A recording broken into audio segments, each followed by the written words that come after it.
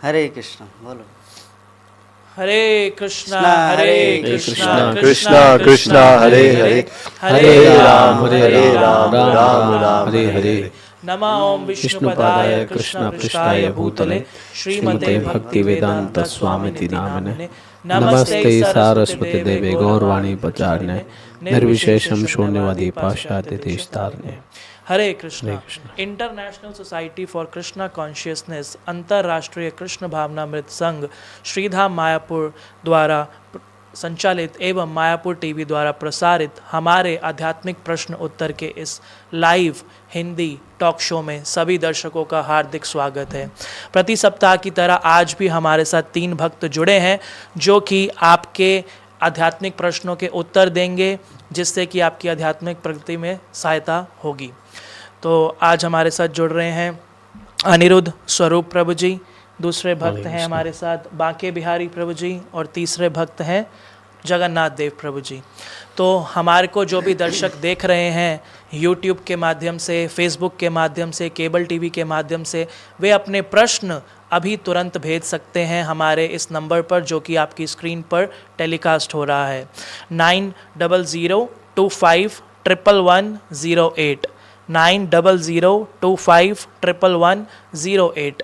तो आप अपने प्रश्न व्हाट्सएप, टेलीग्राम या नॉर्मल मैसेज के माध्यम से इस नंबर पर भेज सकते हैं। हम प्रयास करेंगे कि आपके इन प्रश्नों के उत्तर इसी सेशन के दौरान दिए जा सकें।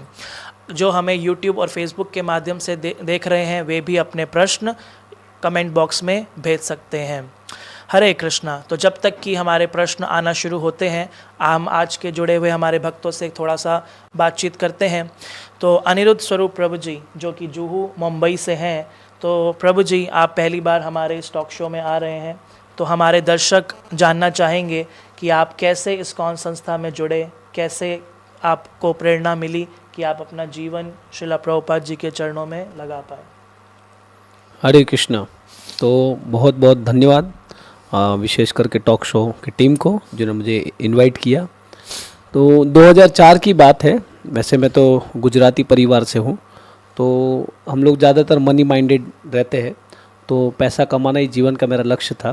तो मैं 2 शिफ्ट जॉब करता था, सुबह 7 बजे से 9 बजे तक, फिर 10 बजे से शाम को 7 बजे तक, और रात को 8 बजे कभी जॉब मिल जाता तो वो भी कर लेता, तो रात को 11 बजे तक। तो बस पैसा ही मेरे जीवन का लक्ष्य था। लेकिन इसमें मुझे कुछ क्लियर पिक्चर नहीं दिखाई दे रहा था। तभी मुझे इस्कॉन के एक भक्त मिले जो भागवत कथा करते हैं। तो उन्होंने मुझे एक बार ट्रेन में मिले और उन्होंने बताया कि आप जो है ये हरे कृष्ण महामंत्र का जप करिए, तो ये आपको बहुत ही लाभ मिलेगा और आप जो जॉब कर रहे हो उसमें भी आपको सेटिस्फेक्शन मिलेगा। तो फिर मैंने उनको कहा कि हरे कृष्णा और राम में जो है, राम जी का नाम जो बहुत पवित्र है, लेकिन कृष्ण जो तो बहुत सारी रासलीलाएँ करते हैं और नाना प्रकार के इतनी सारी ढेरों गोपियाँ रखी है, तो उनका नाम मैं क्यों जप करूँ, मैं तो राम का नाम जप करूँगा। फिर उन्होंने मुझे इतनी अच्छी तरह समझाया ट्रेन में कि फिर मैं उनके सत्संग में जाने लगा।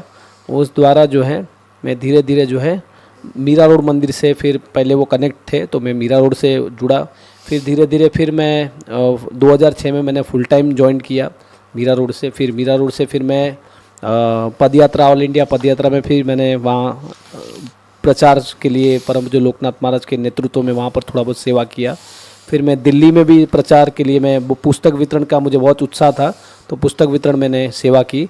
और दिल्ली से फिर मैं सीखने के बाद बम्बई आया, और बम्बई में भी इस तरह जो है पिछले 20 साल से जो है मैं पुस्तक वितरण की सेवा में लगा हुआ हूँ। और अब चैतन्य महाप्रभु की कृपा से श्रीधाम मायापुर में यहाँ पर रह रहा हूँ परिवार के साथ, और यहाँ पर भी छोटी मोटी जो है पुस्तक वितरण की सेवाएं कर रहा हूँ। हरे कृष्ण। तो धन्यवाद प्रभु जी। तो हमारा सौभाग्य है कि हमारे साथ ऐसे उत्साहित भक्त जुड़े हैं आज आपके प्रश्नों के उत्तर देने के लिए, जो कि पुस्तक वितरण में लगे हुए हैं। और जैसा कि अभी हमारे साथ हमारे पास ये गीता मैराथन बुक डिस्ट्रीब्यूशन आ रहा है, तो भक्तगण अपने प्रश्न पूछ सकते हैं प्रभु जी से। प्रभु जी बहुत ही अनुभवी हैं। साथ में हमारे साथ जुड़े हैं अभी बांके बिहारी प्रभु जी। तो ये प्रभु जी का चेहरा आप देख सकते हैं, तो बहुत ही प्रसिद्ध चेहरा है ये। इंडिया टीवी में न्यूज़ चैनल पे 5 साल पहले 2018 में प्रभु जी का लाइव इंटरव्यू आया था, जिसके अंदर प्रभु जी के माता पिता मौजूद थे। और उस समय प्रभु जी जो है वो सैफ्रॉन वस्त्र धारण किए हुए थे, ब्रह्मचारी, फुल टाइम ब्रह्मचारी थे। तो वो एक वार्तालाप है पूरा, जिसमें कि कैसे एक IIT से पढ़ा हुआ लड़का जो है वो सन्यासी बन गया, माता पिता को छोड़ गया। तो वो पूरा प्रश्न उत्तर जो है वो चलता है और बहुत उत्साहपूर्वक प्रश्न पूछे जाते हैं। तो लाखों लाखों व्यूज़ हैं उस यूट्यूब पे, आप चैनल पे देख सकते हैं। तो आज हमारे साथ ये प्रभु जी जुड़े हुए हैं, तो आप इनसे प्रश्न पूछ सकते हैं जो आपको आकर्षित करते हों प्रभु जी के जीवन शैली से। तो प्रभु जी, आप भी अपना थोड़ा सा जीवन शैली के बारे में बताइए। हालांकि काफ़ी लोग जानते हैं आपको, मगर आप थोड़ा सा कुछ हल्का सा ऐसा कुछ बता दीजिए अपने बारे में जो हमारे दर्शक जिनके लिए नई चीज़ हो। धन्यवाद आपका और हमारी मायापुर टीम का धन्यवाद कि एक प्लेटफॉर्म मिलता है, इसमें हम एक्सप्रेस कर सकते हैं उन चीज़ों को जो कि काफ़ी गुप्त रहती हैं। और जैसे वो इंडिया टीवी का जो शो आया था, उस शो में के बाद उसके लाखों व्यूज़ यही दिखाते हैं कि लोग जानना चाहते हैं कि एक जो डिवोटी है, एक भक्त का जीवन शैली कैसा रहता है।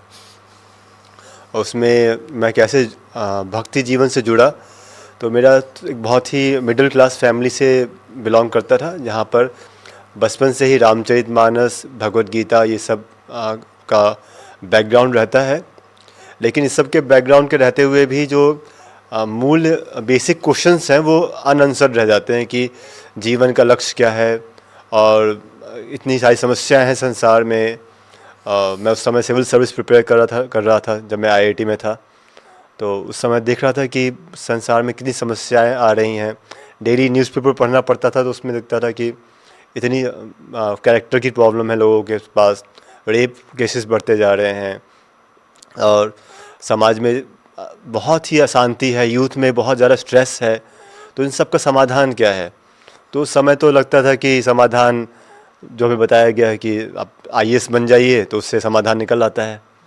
तो उस समाधान की तरफ भाग रहा था ताकि एक लोकहित में कुछ कार्य कर सकूं। लेकिन कुछ भी क्लियर नहीं था कि कैसे होगा, क्या होगा, कुछ भी क्लियर नहीं था।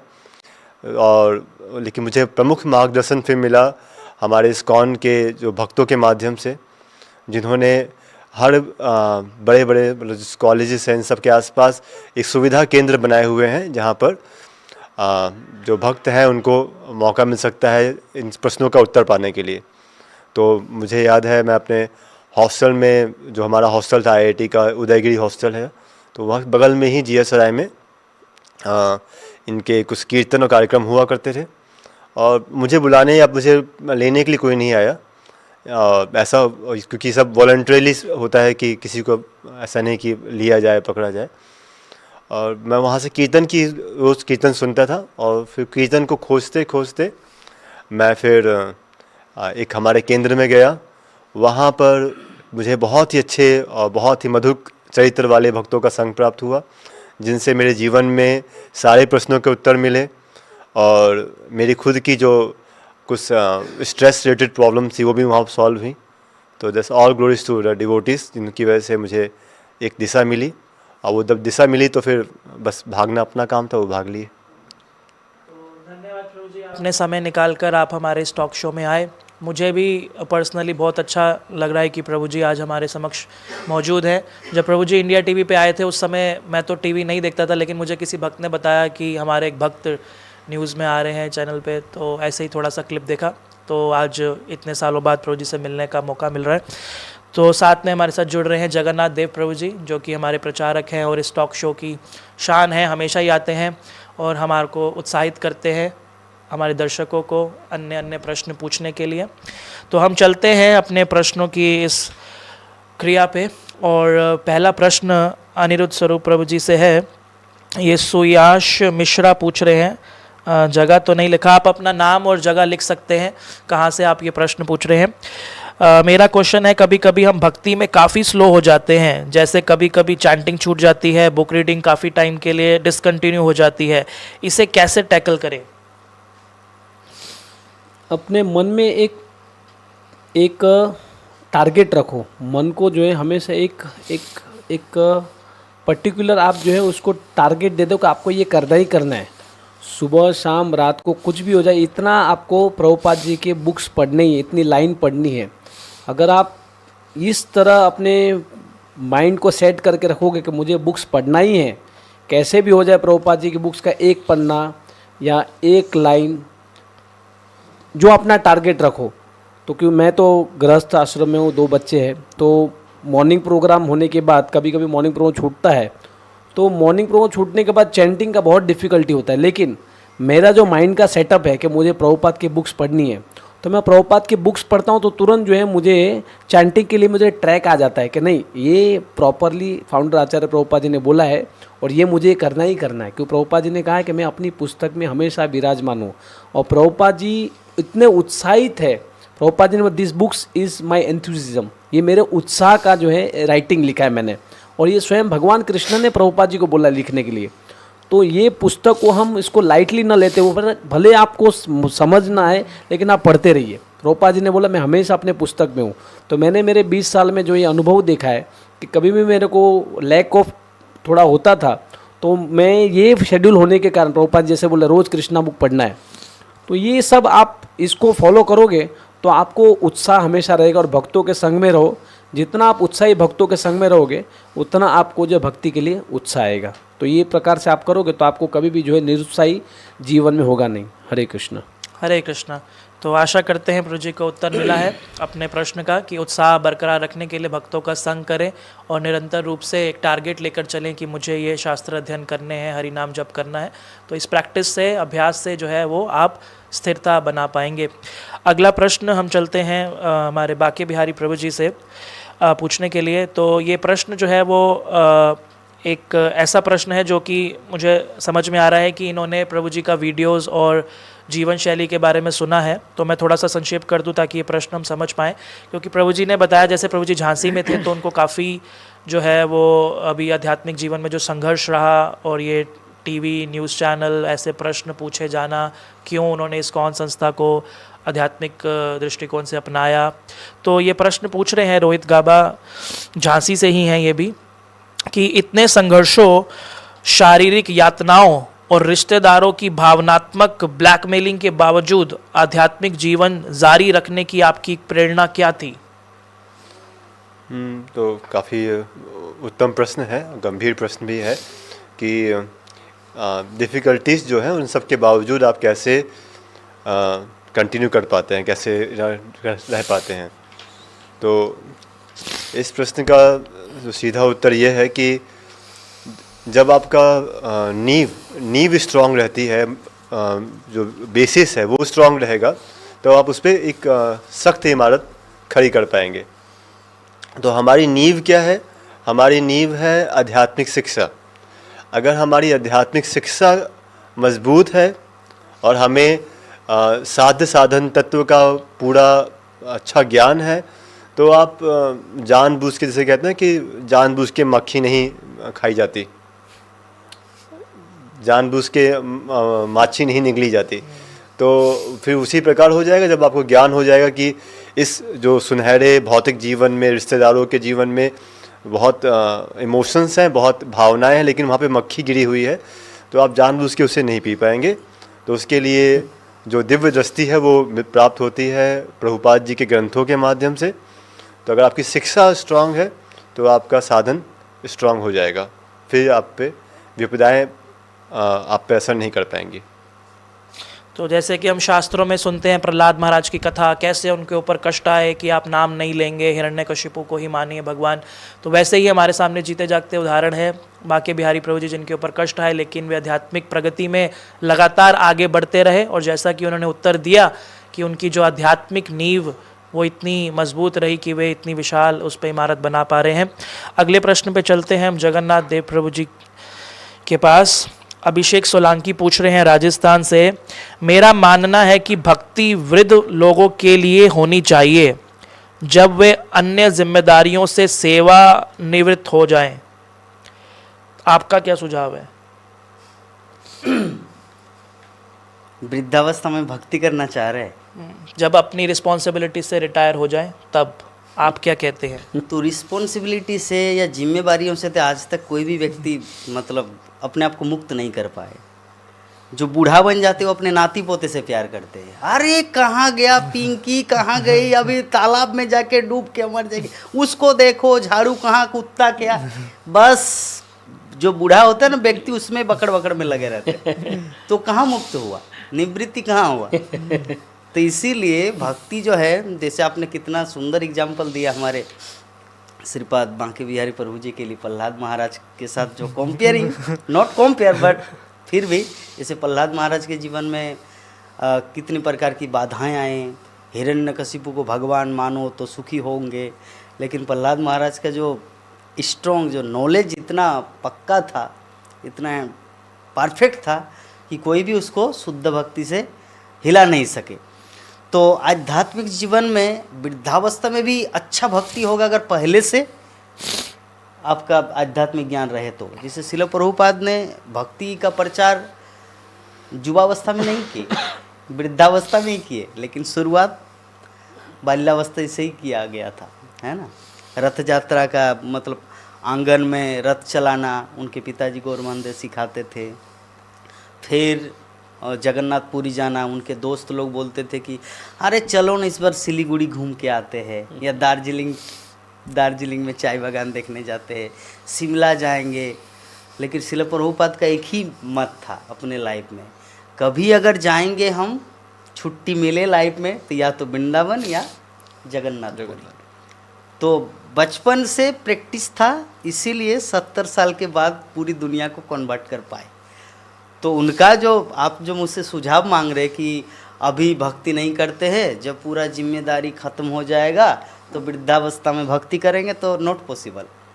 प्रैक्टिस जैसा रहेगा उसी अनुसार आपको वृद्धावस्था में मतलब फल मिलेगा। तो प्रभु जी के अनुसार जो प्रभु जी का सुझाव है वो ये है कि आपको तुरंत भक्ति में लगना चाहिए, और जैसा कि हम जो जीवन भर कार्य करेंगे वही वृद्धावस्था में कर पाएंगे, जैसे शिला प्रभुपाद जी का उदाहरण भी दिए। और वृद्धावस्था तक पहुँचेंगे भी नहीं पहुँचेंगे क्या मालूम, कब तक ये जीवन है। तो अगला प्रश्न है हमारा अनिरुद्ध स्वरूप। जरा एक मिनट, yes, जो प्रभु जी ने जो बोला ना बहुत अच्छा बोला। तो प्रभुपाद जी को ऐसा प्रश्न पूछा था कि जब हम ओल्ड हो जाएंगे तब भक्ति करेंगे, तो प्रभुपाद जी ने बोला ओल्ड मतलब वृद्ध का व्याख्या क्या है। तो वृद्ध का व्याख्या है जो मृत्यु से नज़दीक है। क्या 2 साल का बच्चा नहीं मरता, क्या 5 साल का बच्चा नहीं मरता, क्या 30 साल का आदमी नहीं मरता। तो ये जो है ओल्ड शब्द, वृद्धावस्था जो है वो हम सब जब से जन्मे, how old are you, old, तो ये शब्द लग चुका है, इसलिए जो है जागे वहाँ से शुरुआत करनी चाहिए। हरे कृष्ण। तो धन्यवाद प्रभु जी। तो आपके लिए एक प्रश्न है, काजल कपूर बीकानेर से पूछ रही हैं कि आजकल भक्तों में भी तलाक होने लगे हैं, तो ऐसा क्यों होता है? देखो ये जो विषय जो है तलाक, वो उसका एक ही कारण हो सकता है कि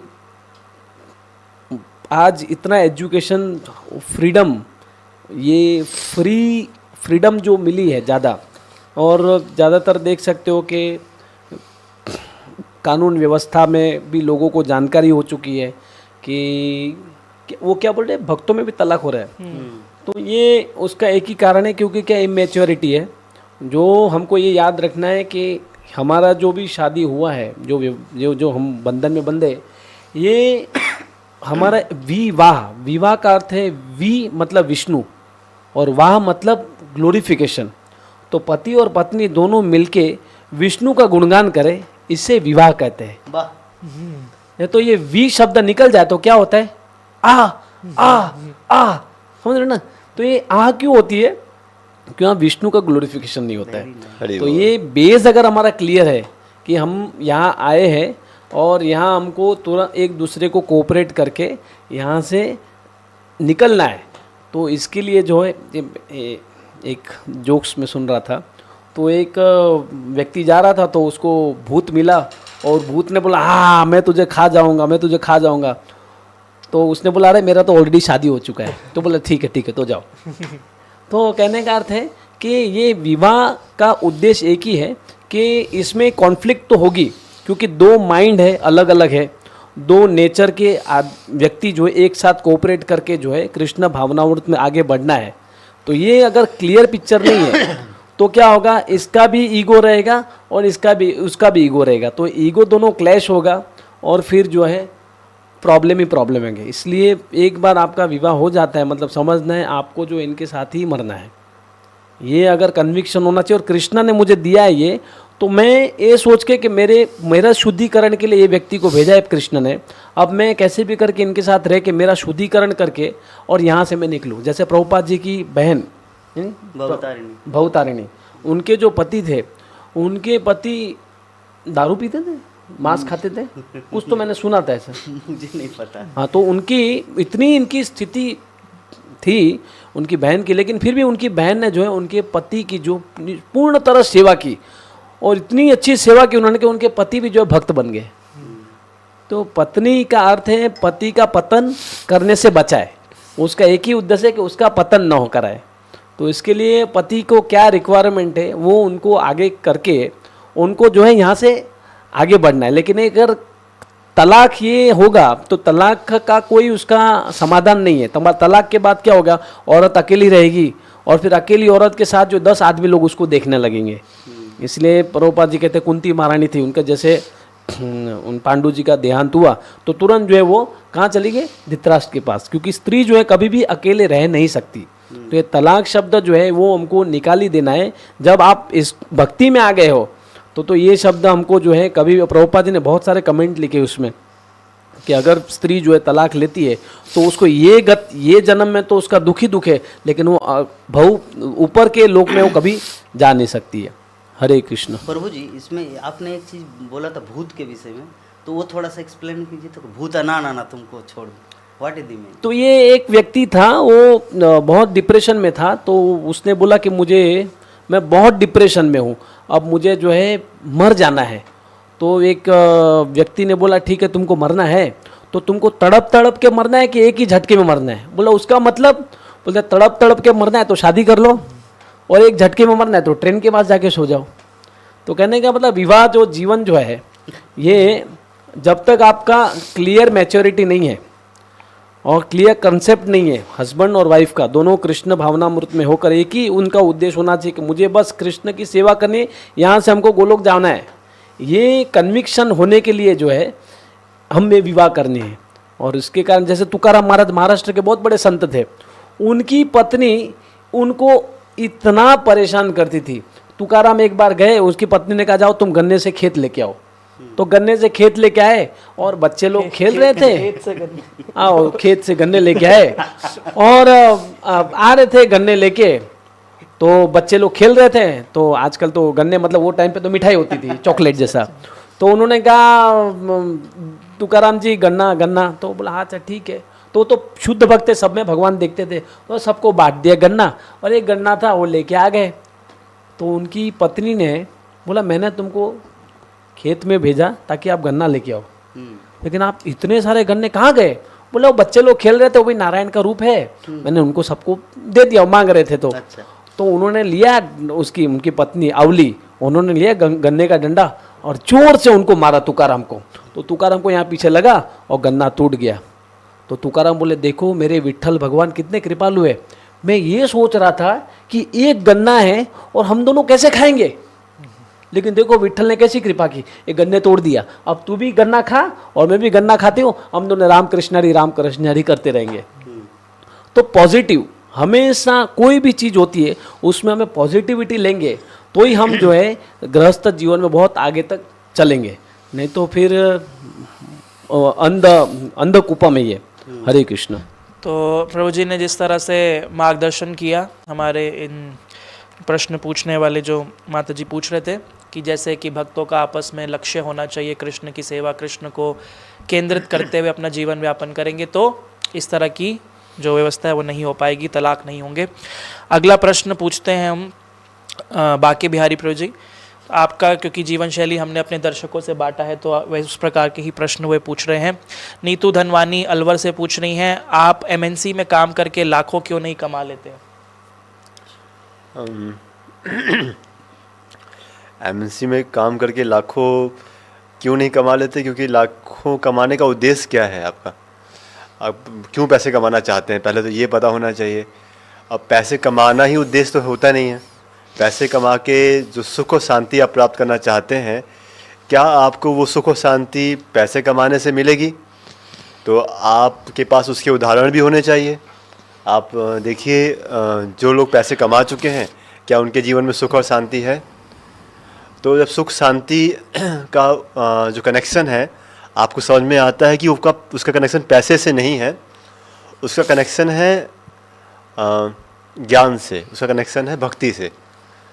इसलिए पैसे कमाने की बजाय जो सीधा सुख और शांति जिससे प्राप्त होगी उसकी तरफ बढ़ना ज़्यादा महत्वपूर्ण है। तो इसीलिए मैं एमएनसी में करोड़ों लाखों कमाना, इसका ये फ्रूटलेस है, मतलब जिसे बोलते हैं पर्पसलेस। तो पर्पसलेस कार्य करने से बचना चाहिए।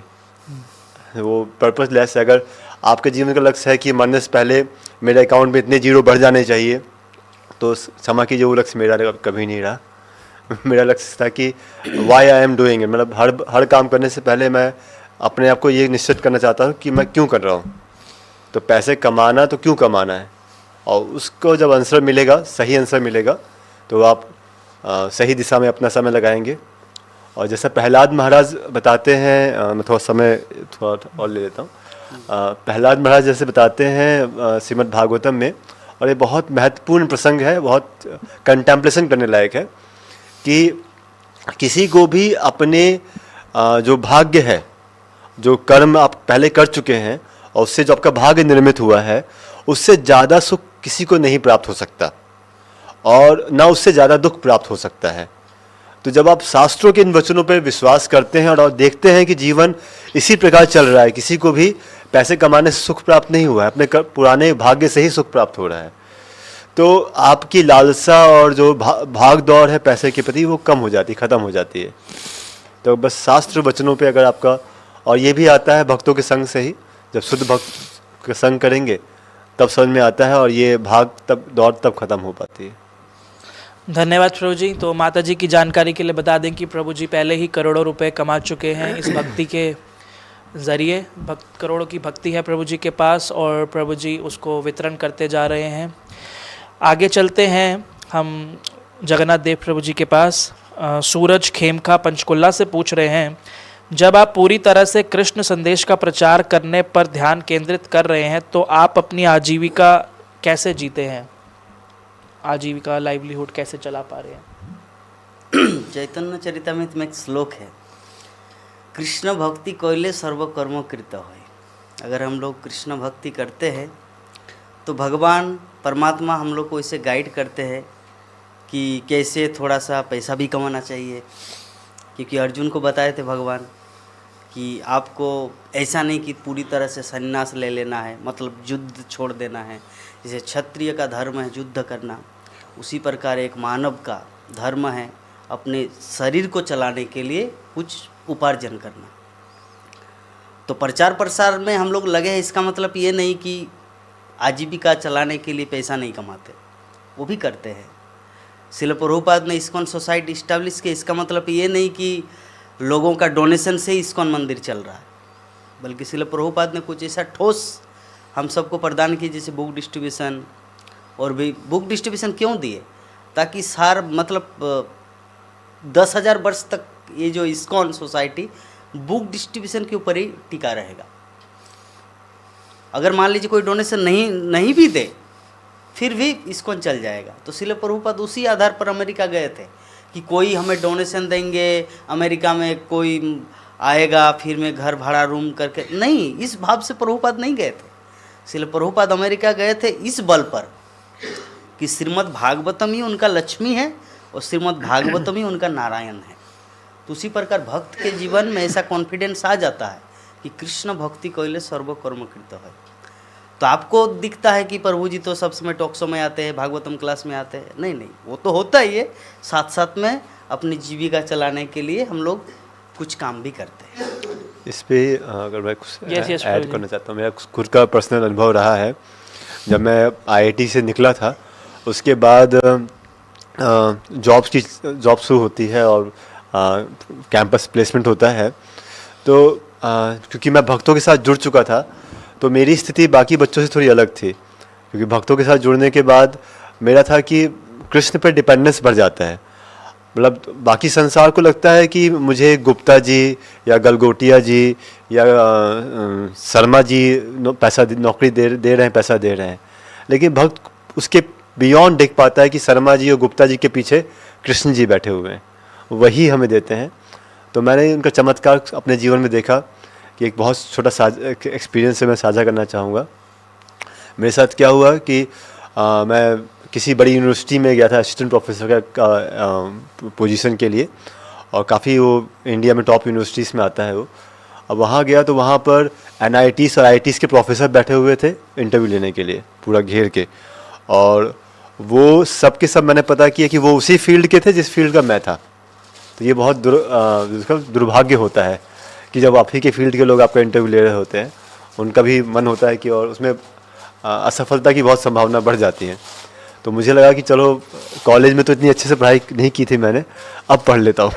और 20 मिनट बाद इंटरव्यू था मेरा, और मैंने उस समय IIT के प्रोफेसर्स का एक यूट्यूब में था NPTEL, उसमें उनके लेक्चर्स रहते हैं, सारा पूरा कोर्स रहता है। तो मैंने उसको में से एक रैंडम लेक्चर चुना, ऐसे रैंडम लेक्चर सुन के उसके 20 मिनट सुना। तब मुझे आया कि अब 20 मिनट बाद तो मेरा है, और उसमें 2-2 घंटे की 48 लेक्चर्स हैं, तो इट्स नॉट पॉसिबल। अच्छा है कि मैं अपनी माला कर लेता हूँ बैठ के। तो मैंने हरे कृष्ण महामंत्र जपना शुरू किया। वहाँ पे गया, और जैसे जानता था कि NIT और IIT के प्रोफेसर्स ने जब देखा कि अरे अपने फील्ड का व्यक्ति है, तो सीधा उनका आप लोग साइड हटिए, हम पूछते हैं। और कैसा चमत्कार था कि उन्हीं 20 मिनटों से अगले 5 या 10 क्वेश्चन उन्होंने पूछे, और वो इतना कॉन्फिडेंस से मैं बता पाया क्योंकि मैं डिपेंडेंस उन लोगों पे नहीं था, कृष्ण पे डिपेंडेंट था। और बाद में देखिए उसमें सिलेक्शन भी हो गया, क्योंकि उसके बाद भी इतना कॉन्फिडेंस मेरा बढ़ गया कि जो क्वेश्चन पूछे भी जा रहे थे तो मैं अगर बता भी नहीं पाया तो उनको लगा कि बता रहा है। तो कॉन्फिडेंस बढ़ जाता है तो नाम में भी उनको हाँ समझ में आ जाती है। तो दैट्स हम देख पाते हैं, भक्त देख पाता है कि मुझे जॉब देने वाला, मेरा जो पैसे देने वाला, जिन चलाने वाला, ये बीच के लोग नहीं हैं, इनके ऊपर जो है अगर ये लोग असंतुष्ट हो भी गए तो वो ऊपर वाला कोई और बंदोबस्त कर देगा। उस पर भरोसा होने की वजह से डर के नहीं रहता, स्ट्रेस में नहीं रहता। तो आशा करते हैं जो प्रश्न पूछने वाले हैं उनको उत्तर मिल गया कि कैसे भक्त जो है वो कृष्ण पे निर्भर रहते हैं और अपनी आजीविका चलाते हैं। अगला प्रश्न है अनिरुद्ध स्वरूप प्रभु जी से। सृष्टि खंडेलवाल वाराणसी से पूछ रही हैं, क्या आप सिनेमा देखने जाते हैं? मैं 2004 से जब इस इस्कॉन में जुड़ गया, उसके बाद सिनेमा जो है हमने देखा नहीं है। तो लेकिन 2004 के पहले हम सिनेमा देखते थे जब हम कर्मी जीवन में थे तभी। लेकिन उसके बाद जो है, लेकिन जो भी हमने सिनेमा देखे 2004 से पहले के, वो हम उसको रिकलेक्ट करके जो है प्रचार के लिए उसको यूज़ करते हैं। जैसे कृष्ण के कृष्ण किस तरह जो है, परम पूज्य लोकनाथ महाराज जब इस्कॉन में जॉइंट हुए थे तो उनकी बहन थी और उनके बड़े भाई थे। उन्होंने मंदिर में जुहू में आके उन्होंने बोला कि देखो मेरा भाई है, इसको कुछ समझा नहीं, ऐसे ही वो आ गया, उसके माँ जो अनशन पे है, उसके पिताजी भी शरीर छोड़ देंगे, तो आप तुरंत जो है उनको भेज दो। तो गिरिराज महाराज ने उनको बोला तुम जाओ घर पे और घर पे रहो, क्योंकि तुम्हारी माँ चली जाएगी। तो गए परम पूज्य लोकनाथ महाराज वापस घर पे गए अपने आरावड़े में। तो महाराज बताते हैं, तो उस समय महाराज की बहन ने जो उनके धोती और कुर्ता जो है वो उन्होंने छिपा दिया। तो स्नान करके जैसे महाराज धोती पहनने आए तो उनका धोती था ही नहीं, और उन्होंने ज़ोर ज़ोर से जो है पिक्चर के गाने लगा दिए बहन ने, उनको थोड़ा ये परेशान करने के लिए। तो परम पूज्य लोकनाथ महाराज बता रहे थे कि जब वो मेरी बहन ने पिक्चर के गाने लगाए तो मैं सोचता था ये जो हीरोइन है ये गोपी है और ये गा रही है कि कृष्ण मैं तुम्हारे बिना नहीं रह सकती, और कृष्ण, और जो लड़का है वो जो सिंगर है वो कृष्ण है, वो हीरो है वो कृष्ण है, और कृष्णा भी गोपी के लिए गा रहा है। तो वो उन रिलेट कर रहे थे। तो उस तरह नॉर्मली जब इस्कॉन में हम आ जाते तो हम जो है पिक्चर मूवी ये सब देखते नहीं, लेकिन हमारा एंटरटेनमेंट उनसे भी ज़्यादा है, क्योंकि हम लोग जो है ड्रामास करते हैं। बहुत सारे हमारे राधा गोपीनाथ मंदिर इस्कॉन चौपाटी के द्वारा हर साल ड्रामा फेस्टिवल होता है आदित्य बिरला ऑडिटोरियम में, चौपाटी बॉम्बे में। तो 2 दिन का फेस्टिवल होता है, परम पूज्य राधानाथ महाराज भी आते, तो उसमें 1-1 घंटे का वैसे 4 ड्रामा रहता है, 7 से 9 इंग्लिश में स्पेशल इफेक्ट के साथ। अजामिल का ड्रामा रहता है, फिर ये वृत्रासुर का ड्रामा रहता है, चैतन्य चरितामृत पे विषय में ड्रामा रहते हैं। तो ये बहुत सारे जो हमारे रिक्रिएशन एंटरटेनमेंट बहुत कुछ है। तो कृष्णा कॉन्शियस मतलब आने के बाद आप ये नहीं सोच सकते कि आप कुछ मिस कर रहे हो, जबकि आप बहुत कुछ उससे भी ज़्यादा प्राप्त कर रहे हो। हरे कृष्णा। तो जैसा कि प्रभु जी बता रहे हैं, तो ये प्रश्न बहुत ही कॉमन है बॉलीवुड और ये सब पिक्चर सीरियल्स, तो इस पे थोड़ा सा और हम थोड़ा सा रोशनी डालना चाहेंगे। और कोई भक्त इसमें कुछ ऐड करना चाहेंगे? प्रश्न क्या था? या आप सिनेमा देखते हैं? नहीं, प्रश्न दूसरा था, फिर से पढ़िए। क्या आप सिनेमा देखने जाते हैं? या तो प्रश्न सिनेमा देखने जाते हैं ऐसा है, लेकिन मैं सिनेमा देखता था, अभी भी देखता हूँ। क्यों देखता हूँ, इसके पीछे कारण ये है, गीता प्रेस गोरखपुर का जो मुख्य जो लेखक है हनुमान प्रसाद पद्दार जी, उन्होंने सिनेमा के बारे में लिखा है कि सिनेमा समाज का दर्पण है। प्रेजेंट सोसाइटी, वर्तमान समाज क्या है, वो सिनेमा आपको दिखाएगा कि वर्तमान समाज में किसके मन में क्या कपटता रहती है, भाई भाई में कैसे झगड़ा होता है, पिता पुत्र में कैसे होता है, पति पत्नी में कैसे तलाक, वो सब समाज मतलब वो सिनेमा आपको दिखाएगा। तो इस आधार पर मैं सिनेमा देखता हूँ, लेकिन हॉल में जाके नहीं, इन मोबाइल, यूट्यूब, घर में, लैपटॉप में, दैट्स इट। इसमें जैसा हम जानते हैं कि इसका बहुत अभी हमारे मीडिया में चल रहा है कि किस प्रकार से जो सिनेमा है वो एंटी सनातन धर्म की चीज़ें बहुत प्रोपोगेट करता है, और उसका जो बेसिक डीएनए में ही है कि एंटी सनातन धर्म का प्रोपोगेट करना ही है। और तो हाँ, हमारे पॉलिटिकल सिस्टम कुछ ऐसा रहा है प्री मोदी कि जिससे सनातन धर्म के खिलाफ एक बहुत बड़ा एक प्रोपोगेंडा क्रिएट हो चुका था, और उसकी से प्रेरणा प्राप्त करके सिनेमा बनता था, और जो सिनेमा की वजह से फिर एक जन समूह में एक बड़े स्केल पे सनातन धर्म के प्रति नेगेटिव इमेज क्रिएट हो रही थी। और तो उन सब के कारण अभी बहुत बड़ा एक हमारा मानसिकता, जन समूह का मानसिकता बिगड़ चुका है, क्योंकि हम देखते हैं कि पूरे पॉपुलेशन का एजुकेशन का एक तरीका है सिनेमा, पूरा एजुकेशन का एक तरीका सिनेमा भी है, जिसकी तरह से लोग नए विचार और जीवन शैली लेते हैं, जिसकी दुर्भाग्यपूर्वक जो सनातन धर्म के अगेंस्ट हो चुकी है। और सिनेमा से ज़्यादा आपको, लेकिन अगर आपको एंटरटेनमेंट चाहिए, जो रियल एंटरटेनमेंट चाहिए, वो से ज़्यादा आपको मिलेगा जो श्रीमद् भागवतम और भगवद गीता की शिक्षाएँ हैं और कृष्ण की कथाएँ हैं भक्तों के संग में।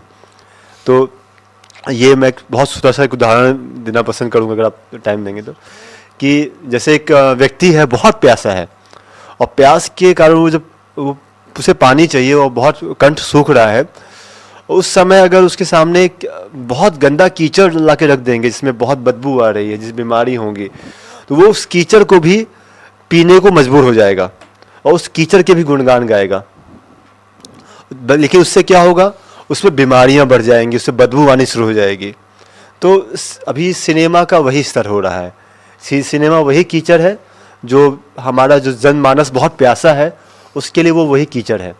लेकिन जब उसी जनमानस को कृष्ण की कथाएं और भक्तों के संग रूपी गंगा का जल मिल जाएगा और उसको पिएगा, तो स्वाभाविक रूप से उसको उस कीचड़ की तरफ जाने की इच्छा खत्म हो जाएगी, वो नहीं जाएगा भी। तो जैसे प्रभु जी बता रहे हैं कि जस्ट एक प्रीचिंग पर्पस से देखने के लिए, जैसे जब एक मूवी आई थी पीके करके मूवी आई थी, तो भक्तों ने भी देखा, उस पर हम लोगों ने उसमें काफ़ी समय IUF दिल्ली ने वीडियोस बनाए थे, तो मैंने वो मूवी देखी।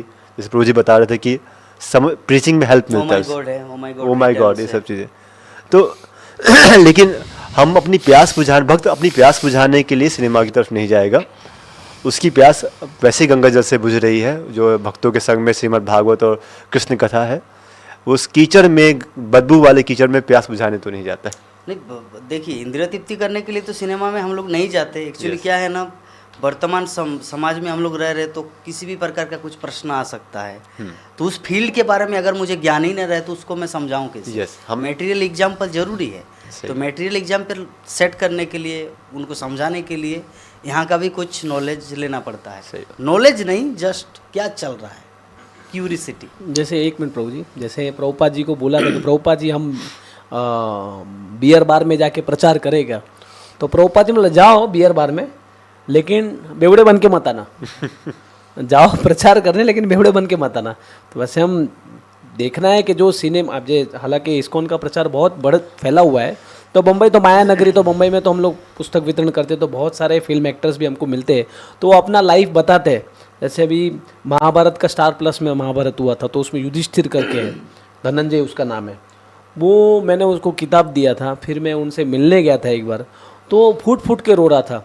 युधिष्ठिर बना था वो बोला देखो मेरा डाइवोर्स हो गया है, मेरी वाइफ जो है मेरी बेटी को मिलने नहीं दे रही है, वो सिचुएशन उसका हो चुका है। तो ये जो नाम बड़े दर्शन छोटे, और एक रोल प्राप्त करने के लिए उन लोगों को कितने लोगों को सेटिस्फाइड करना पड़ता है, सेक्रीफाइस करना पड़ता है, कितना, इतना सब कुछ करने के बाद वो पिक्चर टीवी पे आता है। और वैसे व्यक्ति को हम देखेंगे तो हमको भागवतम में तो अजामिल की कथा बताई है कि किस तरह अजामिल एक छोटा चीज़ देखे उसका, तो अगर आप कॉन्फिडेंट, जैसे जगन्नाथ देव प्रभु बोल रहे हैं कि हाँ, तो अगर उनकी मैच्योरिटी और वो कर सकते हैं, तो ये सबके लिए आदर्श नहीं है। जैसे प्रभुपाद जी ने स्प्राइट पिया था, स्प्राइट कौन सा प्रभुपाद जी ने, हाँ 7 अप पिया था प्रभुपाद जी ने, तो सारे सेंटरों में 7 अप शुरू हो गया। अरे भाई वो प्रभुपाद जी है, उनको कुछ था तो वो समय उन्होंने लिया। तो उसी तरह कुछ है, जैसे जगन्नाथ देव प्रभु प्रचार करते हैं, तो उनको कुछ मटेरियल के लिए उन्होंने देख लिया, लेकिन वो उन्होंने देखा तो फिर वो एप्लीकेबल सब जगह नहीं होता है। तो ये चीज़ जो हमें ध्यान रखने का, आपकी कैसी कैपेसिटी, आपका कितना स्तर है, उस हिसाब से आप जाओगे तो आप जो है बचे रहोगे। बाकी बेस्ट है, हमारे पास बहुत सारे ऑप्शन है, तो उसको आप एक्सप्लोर करिए। यूट्यूब पे भी आप देख सकते हो, बहुत सारे इस्कॉन के डिवोटीज़ द्वारा बहुत सारे शॉर्ट फिल्म्स आ रही है, वो भी आप देख सकते हो। तो उस तरह भी हम कर सकते हैं, ऐसा कुछ नहीं। हरे कृष्ण। तो सभी जो हमारे भक्तों ने ये इस प्रश्न का उत्तर देने का प्रयास किया, किसी ने कहा नहीं देखा मैंने तो 20 साल से, किसी ने कहा मैं देख रहा हूँ। तो जो संक्षेप में है वो बात, जैसा कि अनिरुद्ध स्वरूप प्रभु जी ने अभी यहाँ पे इस सब बातों को समेटा कि जो उनकी सेवा के लिए आवश्यकता नहीं है तो वो नहीं देख रहे, जिनकी सेवा की आवश्यकता है वो कुछ देखकर उस बात को रिलेट करते हैं, भक्तों की सहायता करने के लिए, दर्शकों की सहायता करने के लिए, जो लाइव समाज के जो समस्याएं हैं, परेशानी हैं, उसको करने के लिए। तो आगे चलते हैं हम। तो बाकी बिहारी प्रभु जी के लिए प्रश्न है, ये सौरभ पूछ रहे हैं गुवाहाटी असम से कि ट्रांसीडेंटल का वास्तविक जो मतलब क्या है साइंस के दृष्टिकोण से। कुछ लोग कहते हैं कि ट्रांसीडेंटल का मतलब है जो कि स्पेस और टाइम के जो डायमेंशन है उससे बाहर है, लेकिन जब हम ट्रांसीडेंटल फॉर्म की बात करते हैं तो फॉर्म तो कुछ ना कुछ जगह लेगा, तो अब स्पेस और टाइम से परे भी है और कुछ जगह भी ले रहे हैं, इसको कैसे समझे ट्रांसीडेंटल शब्द साइंस के दृष्टिकोण से? ट्रांसडेंटल शब्द जिसका साइंस, तो एथिस्टिक साइंस बोलूँगा उसको मैं, जिस साइंस की हम लोग बात करते हैं वो एथिस्टिक साइंस है, क्योंकि काफ़ी लंबे समय से साइंस, क्योंकि हम लोग इसका हमने अनुभव किया है कि आप आईआईटी से हैं, आप इंजीनियर हैं, तब आप धर्म की तरफ क्यों जा रहे हैं, आध्यात्मिक तरफ क्यों जा रहे हैं? तो क्योंकि जनमानस में हमारे एजुकेशन सिस्टम के द्वारा ये स्थापित कर दिया गया है कि साइंस और धर्म और अध्यात्म ये एक दूसरे के अलग हैं, जबकि ऐसा नहीं है। अभी दुर्भाग्यपूर्वक ये हुआ है कि जो विज्ञान का जो सीन है, विज्ञान का जो प्लेटफॉर्म है, वो एथिस्टिक साइंटिस्टों द्वारा कब्जा कर लिया गया है। ये काफ़ी किताबें भी इस पे आई हुई हैं और बहुत चर्चा का विषय रहा है, किस प्रकार ये कॉन्स्पिरेसी के द्वारा पूरे साइंस, जो साइंस कहा जाता है वो साइंस नहीं है, एक्चुअल साइंस नहीं है, एथिस्टिक साइंस ने किया हुआ है। एक थीस्टिक साइंस भी है जिसमें पुनर्जन्म के बारे में बात होती है, उसके रिसर्च सामने आते हैं, और जो मेटाफिजिकल जो हमारी चीज़ें हैं, इनके जो चीज़ें हैं सूक्ष्म चीज़ों के बारे में भी आता है, कर्म के सिद्धांत, कॉन्शियसनेस के ऊपर बात आती है, लेकिन उसको एथिस्टिक साइंस अपने किले में घुसने नहीं देते, और उस चक्कर में जो पूरा साइंस बदनाम हो रहा है। तो ये साइंस और विज्ञान, साइंस और अध्यात्म दोनों एक ही बात करते हैं, क्योंकि अध्यात्म भी लॉजिक और एविडेंस पे डिपेंड करता है, लॉजिक और एविडेंस से ही साइंस बनता है। तो इस प्रकार, लेकिन अब जैसे इनका प्रश्न है कि ट्रांसडेंटल जो है वो उसका क्या दिव्य मतलब उसको कैसे किया जाए, तो इसका सीधा उत्तर ये है कि ट्रांसडेंटल जो है कोई ग्रॉस चीज़ नहीं है, ग्रॉस मटेरियल नहीं है। ट्रांसडेंटल एक कॉन्शियसनेस है। ट्रांसडेंटल चीज़ें नहीं होती, ट्रांसडेंटल कॉन्शियसनेस होती है। जैसे मैं कहूँ कि अगर ये ट्रांसडेंटल है तो इसका ये मतलब नहीं कि इसने स्पेस लेना बंद कर दिया है, लेकिन जो इसके प्रति कॉन्शियसनेस है वो ट्रांसडेंटल है। तो वो उसको स्पेस की दरकार नहीं होती, मैटर को स्पेस की दरकार होती है। लेकिन कॉन्शियसनेस जो है वो अपने आप में पूरा विज्ञान है, जिसकी शुरुआत भगवद गीता में होती है, देहिनोऽस्मिन् यथा देहे कौमारम यौवनम जरा तथा देहांतर प्राप्ति धीरस्तत्र न मुह्यति। तो प्रभुपाद बताते हैं किस प्रकार से पूर्णतः वैज्ञानिक है कि आत्मा का विज्ञान। और तो जो ट्रांसडेंटल शब्द यूज़ किया जाता है, जैसे फॉर्म ट्रांसडेंटल है, इनकी बॉडी ट्रांसडेंटल है, भागवतम ट्रांसडेंटल है, और वो स्पेस और टाइम से परे होनी चाहिए। तो हमें समझना चाहिए ट्रांसडेंटल यहाँ पे जो बात की जा रही है वो उसके कॉन्शियसनेस के बारे में बात की जा रही है। स्पिरिचुअल, जैसे कोई चीज़ स्पिरिचुअल हो गई है तो इसका मतलब है कि उसका कॉन्शियसनेस वो स्पिरिचुअल है। वो अभी भी जैसे इसमें पंचभूत से ही दिखेगा बनता हुआ, लेकिन इसके पीछे जो चेतना है वो ट्रांसडेंटल है, और चेतना को स्पेस और टाइम की दरकार नहीं होती।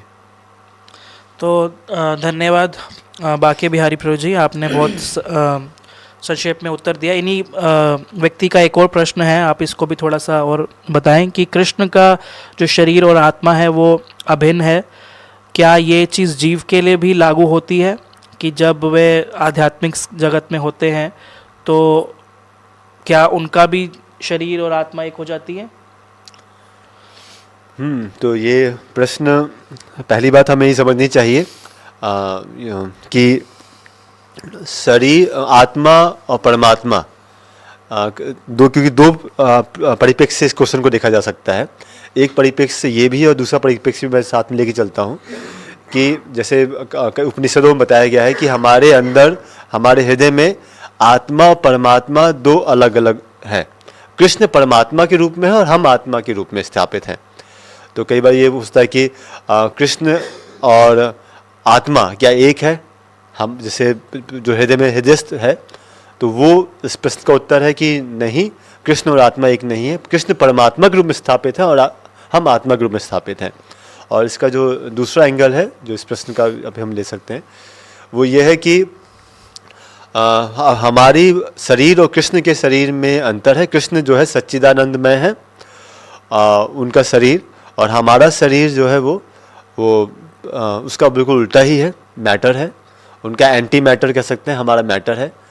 और लेकिन जो हमारा अध्यात्म है वो मैटर एंटी मैटर के विषय में बात नहीं करता, वो कहता है आत्मा अनात्मा।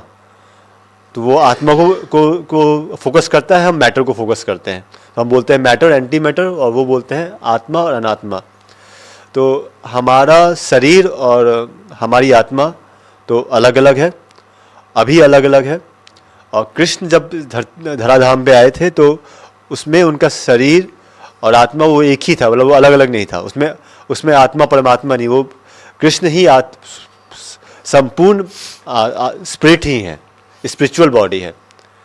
और लेकिन जब हम इस भौतिक संसार को छोड़ के आध्यात्मिक संसार में जाएंगे तो हमारे पास भी आध्यात्मिक शरीर होगा, और आध्यात्मिक शरीर में फिर शरीर और आत्मा का अंतर नहीं होता।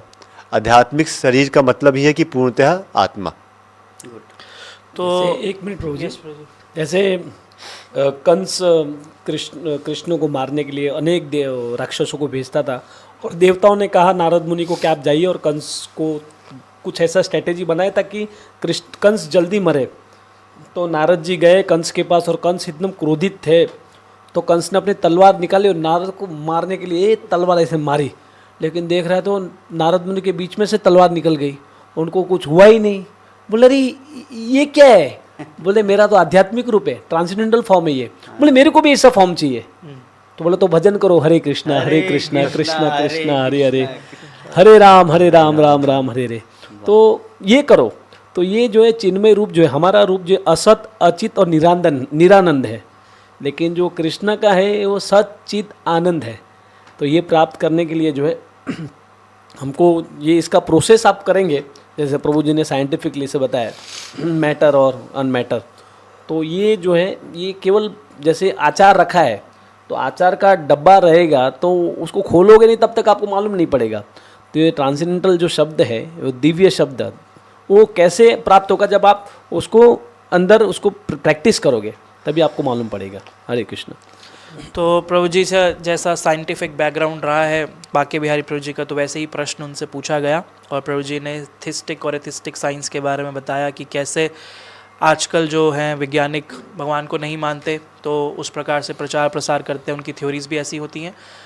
तो प्रभु जी ने संक्षेप में बहुत ही अच्छे से उत्तर दिया दिव्य रूप का, और जो जीव है वो आध्यात्मिक जगत में जाने के बाद आध्यात्मिक रूप प्राप्त करती है, तो शरीर और आत्मा एक ही होते हैं। तो अगला प्रश्न है हमारा जगन्नाथ देव प्रभु जी के लिए। अमित जहा पुरी से पूछ रहे हैं, भगवा हो या सफ़ेद, क्या ये वास्तव में हमारी आध्यात्मिक यात्रा पर प्रभाव डालती है? फिर से अमित जहा पुरी से पूछ रहे हैं कि भगवा हो या सफ़ेद, क्या ये रंग हमारी आध्यात्मिक प्रगति में प्रभाव डालते हैं? जी, मतलब इसका प्रश्न है कि सेफ्रॉन हो या वाइट तो उसमें आध्यात्मिक अंदर में कुछ प्रभाव डालता है कि नहीं। तो ये परिवेश के ऊपर डिपेंड करता है। जैसे कभी कभी क्या होता है प्रश्न को तो सभी समझ ही गए क्लियरली कि अगर कोई लाल कपड़ा ब्रह्मचारी है तो क्या वो माया से मुक्त है, मतलब क्या स्त्री आसक्त से मुक्त है, ये मतलब अगर सरल भाषा में समझा जाए तो एक परिवेश बहुत ही डिपेंड करता है। जैसे जब हम लोग मंदिर जाते हैं मंगल आरती के टाइम में राधा माधव को दर्शन करते हैं और बहुत सारे भक्तों के साथ दर्शन आरती में परिक्रमा करते हैं, तो उस समय एक अलग ही परिवेश होता है। तो मतलब मन जो है ना शुद्ध सत्यमय हो जाता है। ऐसा लगता है कि हरि नाम भक्ति छोड़कर इस संसार में कुछ है ही नहीं। रुपया पैसा धन दौलत नाती पोता एवरीथिंग इज जीरो, ओनली भक्ति इज हीरो, ऐसा फील होता है जब हम लोग भक्तों के साथ रहते हैं। तो लाल कपड़ा जो है, जो भगवा वस्त्र है, गेरुआ वस्त्र है, सेफ्रॉन जो है, ये थोड़ा बहुत सहायता करता है। लेकिन जैसे हमारे श्रीपाद बांके बिहारी प्रभु जी जो बताए पहला प्रश्न के उत्तर में कि आध्यात्मिक ज्ञान अगर मजबूत नहीं रहेगा ना, तो चाहे आपका लाल कपड़ा रहे या सन्यासी का कपड़ा रहे या गमछा रहे या कुछ भी रहे, कुछ प्रभाव नहीं डालेगा। सब कुछ डिपेंड करता है ज्ञान। इसीलिए भगवत गीता में भगवान श्री कृष्ण ने बोला है, नहीं ज्ञानेन सदृशम पवित्रम ह्य विद्यते।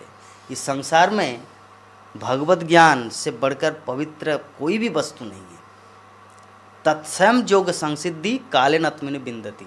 ये तभी इसको हम लोग आस्वादन कर सकते हैं जब इसका परिपक्व मैच्योरिटी आ जाता है। जैसे हमारे अनिरुद्ध प्रभु जी मुझे एग्जाम्पल देके बताए कि ऐसा नहीं कि जगन्नाथ प्रभु अगर सिनेमा देखते तो कि हर कोई देखे। बात ऐसा नहीं कि मैं अपने आप को बहुत उन्नत मान रहा हूँ, लेकिन एक प्रैक्टिस हो चुका है। प्रभुपाद के ग्रंथ के साथ साथ मैं बाहर का भी चीज़ को आजमा लेता हूँ कि संसार में क्या चल रहा है, तो इससे क्या ना इफेक्ट नहीं पड़ता। लेकिन प्रभुपाद का ग्रंथ को छोड़कर अगर क्राइम पेट्रोल CID ये सब में लग गया तो गया काम से। लेकिन शिल प्रभुपाद का ग्रंथ हाथ में रख के इसका भी नॉलेज प्रातकालीन अवस्था में स्टडी, भागवतम, पुराण, वैदिक साहित्य, वेदांत सूत्र का अध्ययन कर लिया, और सारे दिन में हम क्राइम पेट्रोल देखे या फिल्म देखे, कुछ भी हो, पता चलता अरे क्या दुनिया के लोग कितना पागल है, कृष्ण भक्ति नहीं कितना बेकार चल रहा है। लेकिन अगर भक्ति का कुछ ज्ञान न रखूँ ना, तो मैं उसी के दल में आ जाता हूँ, ये उसी के दल में आ जाऊँगा। लेकिन अगर आध्यात्मिक ज्ञान मेरे पास स्ट्रांगली रहे तो दुनिया पागल नजर आता है। लेकिन अगर आध्यात्मिक ज्ञान नहीं रहेगा तो पागल और मुझ में कोई अंतर ही पता नहीं चलता। और फिल्मों में अच्छा ऐसा है, वो अमिताभ बच्चन फिर अमरीश पुरी के अच्छा दौड़ रहे हैं, ऐसा फील आएगा। लेकिन अगर आध्यात्मिक ज्ञान रहे सब पागल है। इसमें अभी यस प्रभु, क्योंकि जैसे रिसेंटली मैं ट्रांजिशन से गुजरा था, किससे? ये जो सैफ्रॉन और वाइट का ट्रांजिशन, अच्छा। मैं समझ पाता हूँ कि जैसे प्रभुपाद बताते हैं कि हर पुरुष को ब्रह्मचारी सन्यासी होना चाहिए और हर स्त्री को गृहिणी होना, काफ़ी कॉन्ट्रडिक्टरी स्टेटमेंट है कि हर स्त्री को पतिव्रता गृहिणी होना चाहिए और हर पुरुष को सन्यासी बनना चाहिए। तो ये आइडियल कंडीशंस है, और तो ये प्रभुपाद ने आइडियल्स बता दिया है। इसीलिए हमारे वैदिक वर्णाश्रम सिस्टम में पहले ये ब्रह्मचर्य को बहुत स्ट्रॉन्ग किया जाता था, उसके बाद फिर गृहस्थ में व्यक्ति प्रवेश करता है। तो जहाँ तक मेरा अनुभव है रहा है और चीज़ें रहा है, तो हर व्यक्ति को कुछ समय इस्कॉन के जो केंद्र हैं वहाँ पे जाकर इस विषय में ज़रूर ट्रेनिंग लेनी चाहिए। उसके बाद वह अपने व्यवस्था के हिसाब से निर्णय ले, लेकिन हर किसी के लिए ये एक पर्सनैलिटी डेवलपमेंट का कार्यक्रम हो सकता है। बहुत अच्छा आपके जीवन में संयम और अनुशासन अगर लाना चाहते हैं तो हर किसी को, जो हमारे इस्कॉन के बड़े बड़े केंद्र हैं, दिल्ली का केंद्र है, मायापुर केंद्र है, जहाँ भी ट्रेनिंग की व्यवस्था हो, तो अपने जीवन में कुछ समय निकाल कर वहाँ पर ब्रह्मचर्य जीवन का ज़रूर ट्रेनिंग लेना चाहिए। और उसके बाद आपको बहुत क्लियर हो जाएगा, बहुत साफ हो जाएगा कि आपके लिए क्या सही रहेगा, क्या सही नहीं रहेगा। लेकिन ट्रेनिंग सबके लिए होना चाहिए। प्रभु जी आपका क्या राय है? देखो, प्रभुपाद जी को पूछा था एयरपोर्ट में कि what's a different red clothes and white clothes, तो प्रभुपाद जी ने इतना ही बोला था, saffron clothes means is a preacher, is preacher. तो प्रचार के लिए जो है वो पहने। जैसे चैतन्य महाप्रभु थे, चैतन्य महाप्रभु ने देखा गृहस्थ आश्रम में थे, और जब वो गोपी गोपी गोपी बोल रहे थे तो उनके ही जो पाठशाला में जो थे उन्होंने कहा कि अरे तुम गोपी गोपी क्यों नाम ले रहे हो, और ये थोड़ी ना। तो बोलता है नहीं, मैं तो कृष्ण का नाम, मैं तो गोपी का नाम लूँगा। तो वो लोग फिर रात को वो लोग सब सोचने लगे किस तरह हम लोग जो है निमाई को मार के यहाँ से भगाए। तो निमाई ने बोला देखो, मैं तो उनको कृष्ण प्रेम देने आया हूँ, ये लोग मेरे को मारने के बाद कितना अपराध करेंगे, मैं भगवान हूँ। तो उन्होंने क्या किया, उन्होंने संन्यास लिया, ताकि संन्यास लेने के बाद उनको रिस्पेक्ट करें, और रिस्पेक्ट करेंगे और उनको सुनेंगे। तो ये चेतना से अगर आप सैफरॉन पहन के जो प्रचार में लगे हो, जैसे एक पंडित था, वो किताब पढ़ता था सारा दिन, और उसके सामने एक वेश्या थी, तो वेश्या में कोई आता कोई जाता वहाँ, तो वो भले वो किताब पढ़ रहा था लेकिन वो उसका ध्यान उधर ही था। जबकि वो वेश्या थी, उसका ध्यान हमेशा मंदिर में था कि मंदिर में ठाकुर जी का कैसा इतना से ड्रेस, भले वो कार्य कर रही है लेकिन उसका मन हमेशा था। दोनों जब शरीर छोड़े तो ये पंडित भी गया और ये वेश्या भी गई, लेकिन वो वेश्या को जो उसको आध्यात्मिक जगत मिला, क्योंकि वो हमेशा जो है भगवान का चिंतन में थी। इसमें एक ब्रीफली है प्रभु जी, उसमें जब वो दोनों जब जमलोक गए तो जमराज ने विचार किया कि ये जो प्रोस्टिट्यूट है इनको भगवत धाम दिया जाए, और जो ब्राह्मण है जो सारा जीवन भर वेद अध्ययन किए है इनको नरक भेज दिया जाए। तो ब्राह्मण ने रिप्लाई किया कि मैं तो सारा जीवन भर वेद अध्ययन किया हूँ, तो मुझे क्यों नरक भेज रही है? तो सारा जीवन भर प्रोस्टिट्यूट गिरी की है, कितनी सारे एक दिन में 10-15 लोग आते थे इनके कोठी में ठीक है, कोठे में। तो अभी जमराज ने विचार के देखो, जब इनके कोठे में लोग आते थे तो ये आपकी तरफ देखता था कि देखो कितना सुंदर वो वेदांत सूत्र का पाठ कर रहे हैं, भागवतम की महिमा पाठ करते, तो इनके हृदय में चेतना पूरा कृष्ण भावना मिलता। और आप पढ़ते थे बुक्स, एक व्यक्ति गया, ये सेकंड नंबर 9 बजे एक व्यक्ति आया था, वो मारवाड़ी से था, ये और एक गया, इस तरह तुम गिनती करते थे कि उनके कोठे में कितना आए। आपकी चेतना वेदों में नहीं था, आपकी चेतना उसमें था। तो जिसकी जैसी चेतना वैसे, तो ये था। तो सार्वभौम प्रभु एक जोक्स बोलते उसमें, एक बस ड्राइवर था, वो गाड़ी चला रहा था, तो इतना गाड़ी वो तेज चला रहा था कि जितने जो पैसेंजर थे वो सब लोग भगवान का नाम ले रहे थे, और कुछ कारण सर वो जो है बस ठोक दी। तो वो दोनों यमराज के पास गए, तो यमराज बोले कंडक्टर को भेजो यमराज के पास यमलोक में, और जितने पैसेंजर है सबको भेज दो भगवत धाम। बोले यमराज बोले बस तो मैं चला रहा था। बोला तू ऐसा बस रफ चला रहा था कि तुम्हारे कारण ये लोग भगवान का नाम ले रहे थे। तो साधक संसार में ये चलेगा, लेकिन साधक में संसार नहीं आना चाहिए। तो गृह था को वने था को सदा हरि बोले था को, तो ये जितने भी कपड़े या कलर, हमारे एक बहुत सुंदर प्रभु जी है, वो बोलते हैं ये 20 रुपये का कलर है, सैफरॉन को बोलते हमारे रामाय पंडित प्रभु भी ये बोलते बोलते 20 रुपए का कलर है, लेकिन आप अपनी चेतना को जितना आप डेवलप कर सकते हो, एक है सैफरॉन से आपको बहुत सारा मान सम्मान मिलता है, लेकिन वो जैसे भक्ति विकास महाराज बोलते हैं वो प्रेशर कुकर है। प्रेशर कुकर में क्या जल्दी बन जाता है चीज़, लेकिन फटने का टेंशन है रहता है। हाँ, तो सैफरॉन मतलब क्या है, आपको सब रास्ता मिलेगा, नेम फेम सब मिलेगा, लेकिन उसमें डेंजर रहता है। लेकिन गृहस्थ क्या है, खटारा जैसा है, धीरे धीरे चलता है, लेकिन डेस्टिनेशन तक पहुंचने का, एक्सीडेंट का कोई ये नहीं रहता है।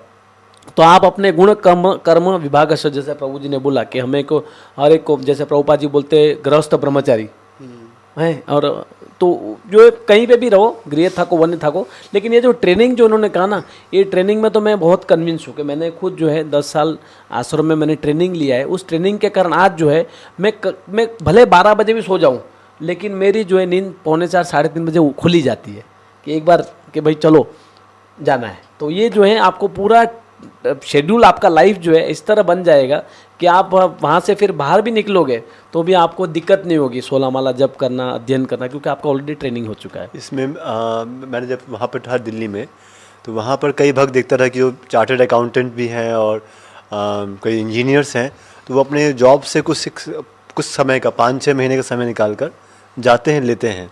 इससे उनको कृष्ण भावनामृत जीवन का एक बहुत परिपक्व अनुभव प्राप्त हो जाता है। वहाँ अगर सही जैसे ट्रेनर्स काफ़ी आदर्श जीवन व्यतीत कर रहे होते हैं और उनके साथ में रहकर, तो उनको एक कृष्ण भावना में वो काफ़ी स्थापित हो जाते हैं, काफ़ी दृढ़ हो जाते हैं उसके बाद।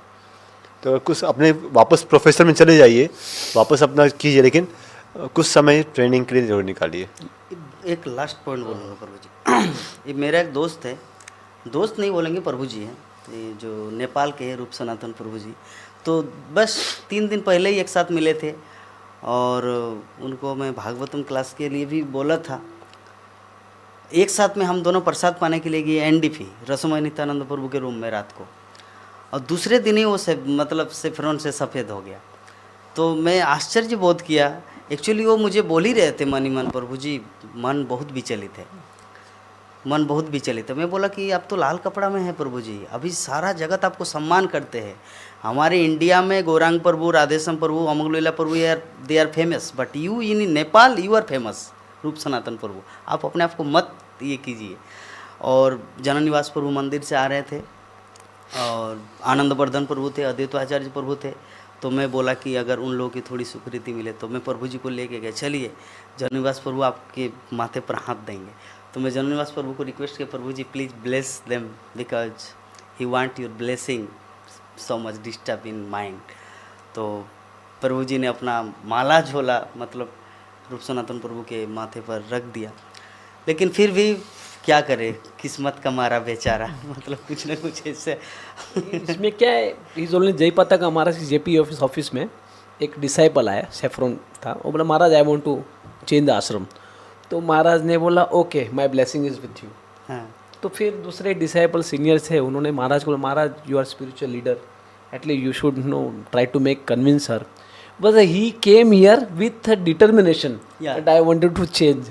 If I stop him then he will do something wrong and it will spoil everything. So better let him go. very nice. And let him experience. Now one Prabhuji is also from one temple. He is here for DT worship course. So he is in white. So he told that उन्होंने बोला कि मैं अपने गुरु महाराज को 5-6 बार बोला कि महाराज मुझे आश्रम चाहिए, आश्रम। तो महाराज ने बोला ठीक है आप जाओ। और वो उत्तराखंड गए और 6 महीना रहे और 6 महीने बाद वापस आ गए और बोला कि मेरे को मिले। बोले प्रभु जी अभी मेरे को मन नहीं कर रहा है, मैं अब 6 महीना देख लिया लेकिन मेरे को वापस सैफरॉन पे नहीं। बोला देखो ऐसा मत करो, अभी आप डिटर्मिनेशन में रहो और कुछ 2-3 साल देखो और फिर आपको कन्विंस लगता है फिर आप डिसीजन लेना, लेकिन घाई मत करिए।